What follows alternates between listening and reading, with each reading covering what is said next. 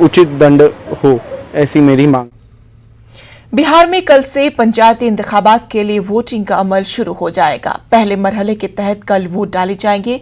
कल 10 अजला के 12 प्रखंड में वोट डाले जाएंगे। पहले मरहले के तहत 15,328 उम्मीदवार मैदान में हैं। पहले मरहले के लिए कल 2019 वोटिंग मराकज कायम किए गए हैं। इलेक्शन कमीशन ने तैयारियों के हवाले से इत्मीनान का इजहार भी किया।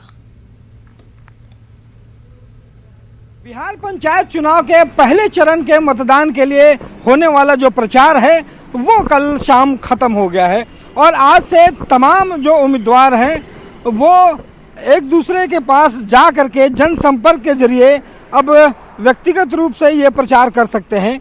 और आपको बता दूं कि जो कल जो है वो पहले चरण का जो मतदान है वो कल होना है और 10 जिलों के लगभग 12 प्रखंड ऐसे हैं जहां पे पहले चरण का मतदान कल दिया जाएगा।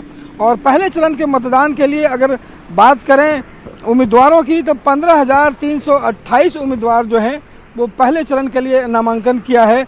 और यहां पे मतदान देने के लिए जो निर्वाचन आयोग है, राज्य निर्वाचन आयोग, उसके तरफ से 2,119 मतदान केंद्रों का गठन किया गया है और जहां पे ये मतदान होगा।